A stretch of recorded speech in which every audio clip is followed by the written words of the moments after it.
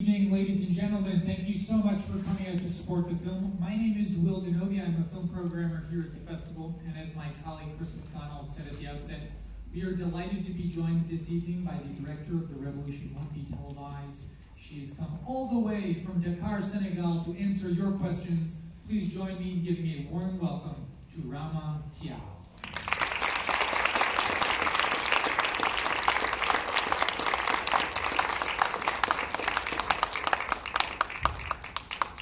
So folks, if you'd like to ask Rama a question, please just raise your hand and we'll try to get to as many of you as we can over the next 10 to 15 minutes or so.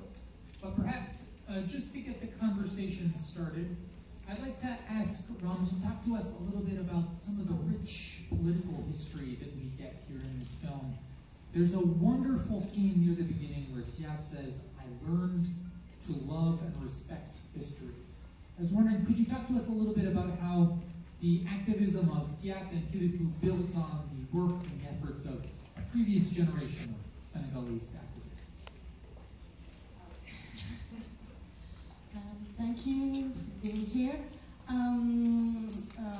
Well, in Senegal, I would say that we are all concerned about politics and about history, because I guess we are a young nation.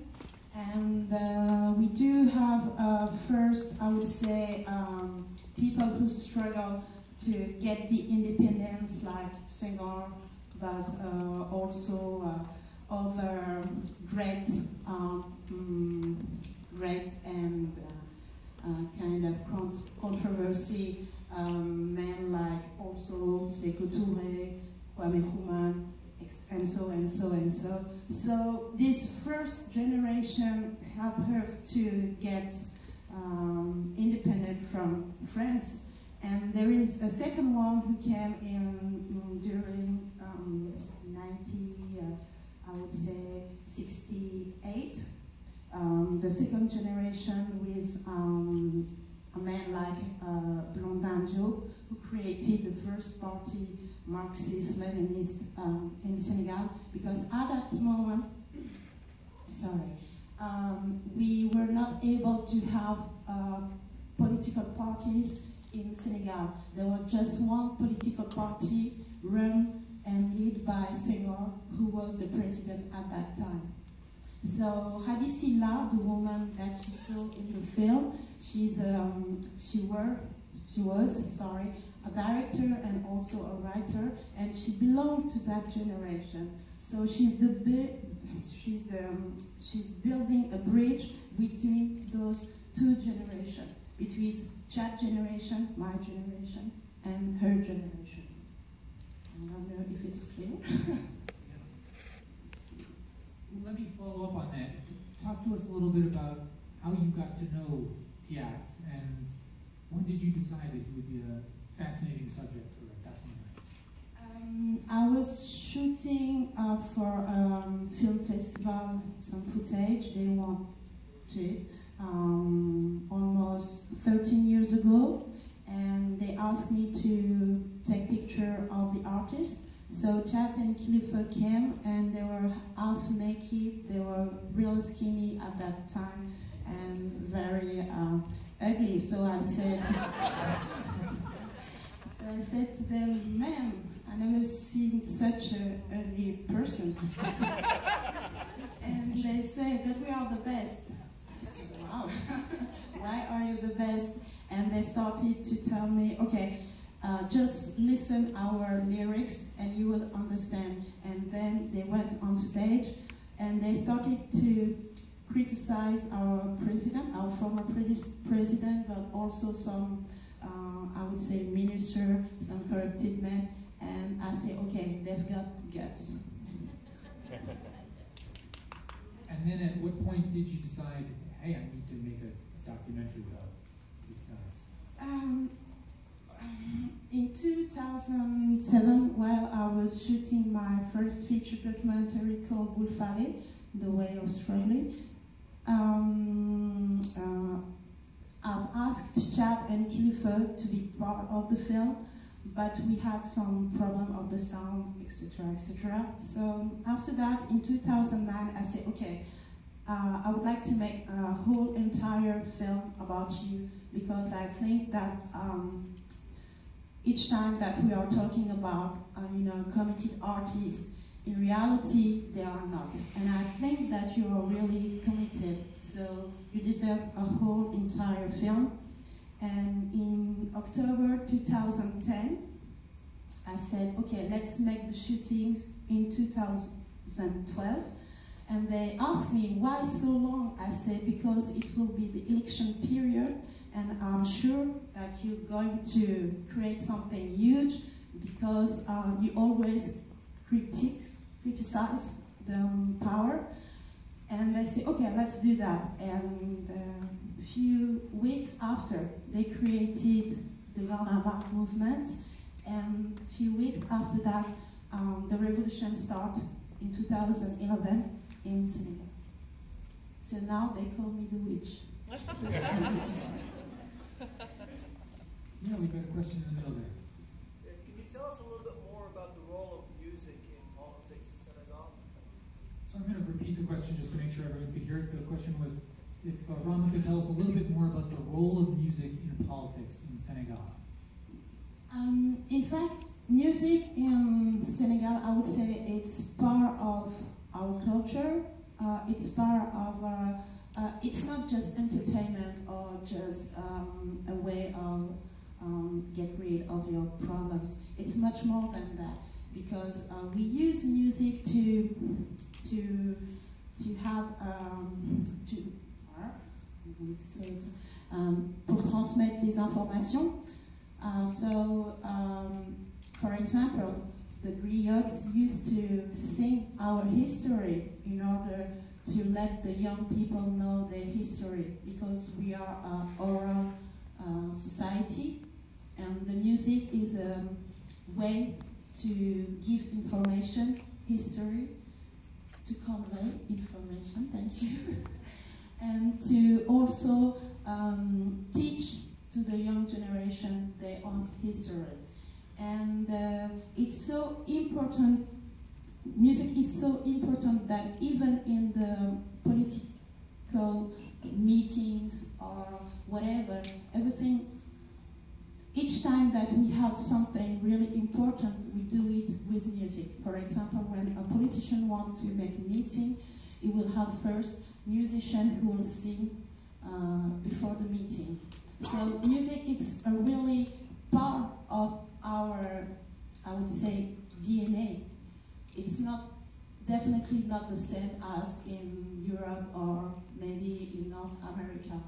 And so they use the hip-hop because lots of young people in Senegal listen to hip-hop in order to convey what was going on in Dakar, but also what was going on with Abdoulaye Wade when he made the coup, the constitutional coup, because 54% of the population can't read. So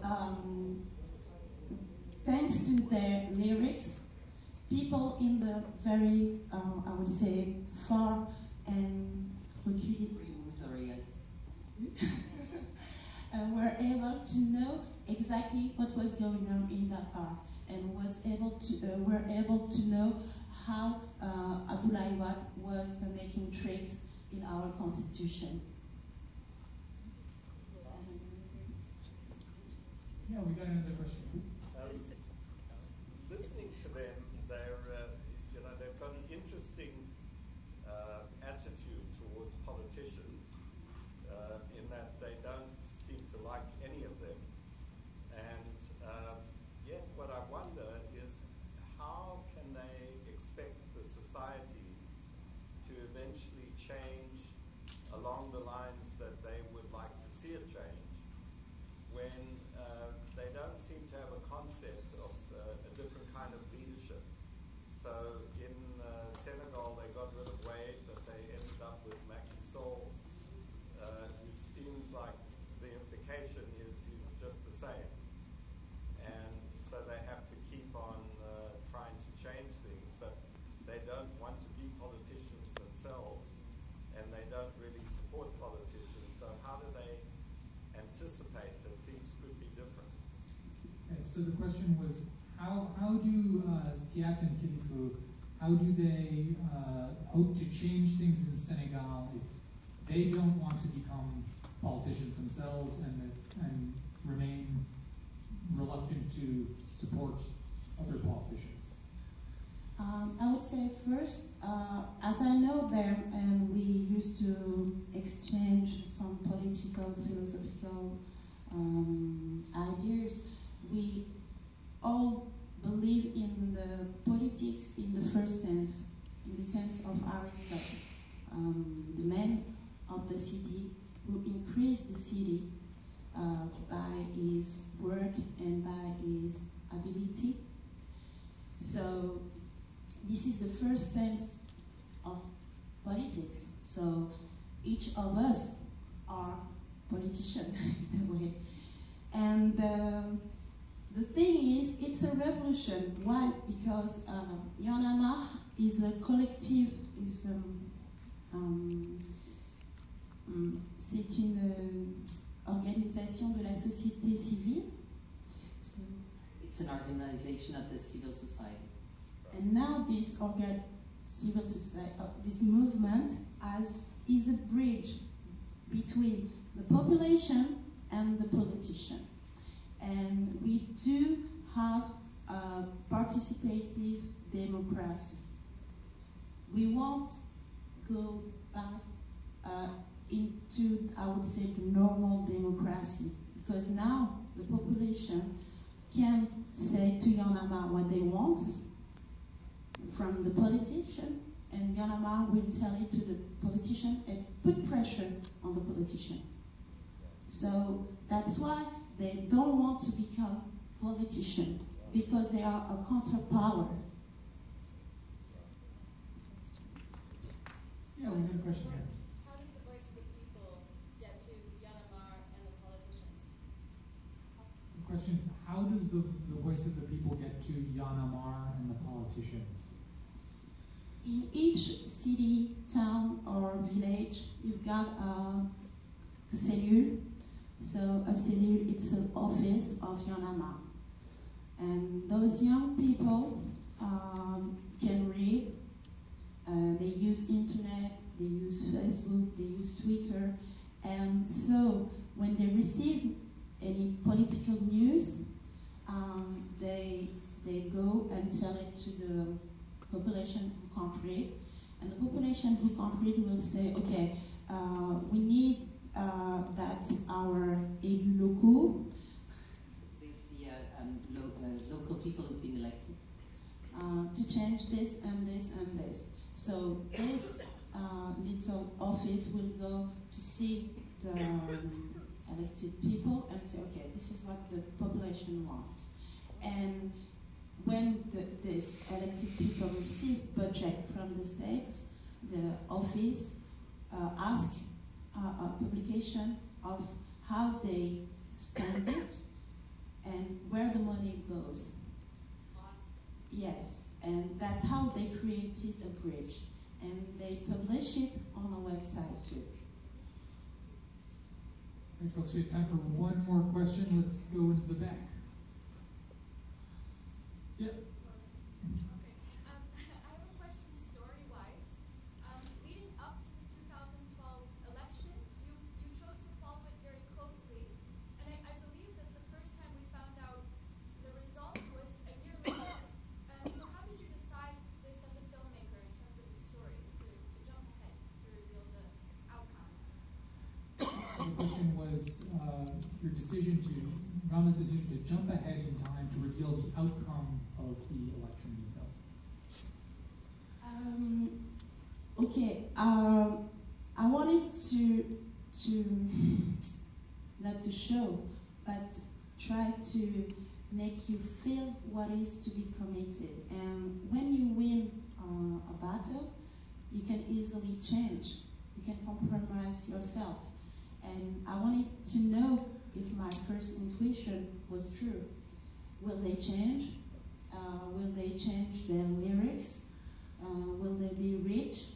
And will they do as, because in Senegal we are used to have people who who fight for the population when they don't have nothing, and when they get to the power, when they succeed, when they are popular, they change.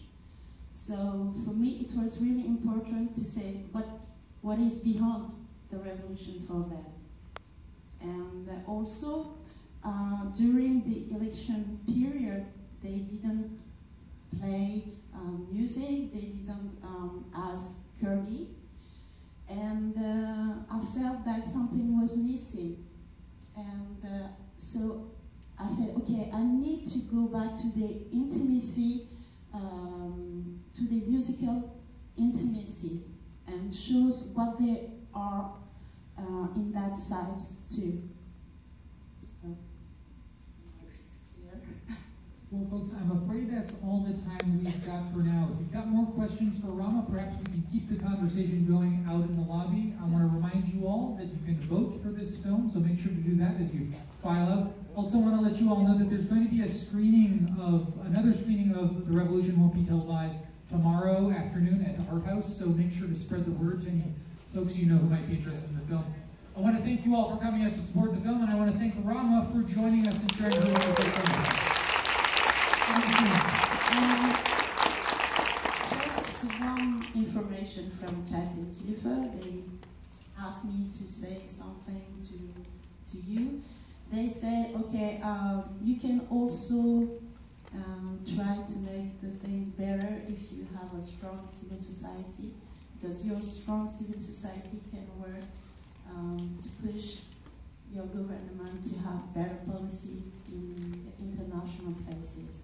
So your civil society and our civil society can be together. So.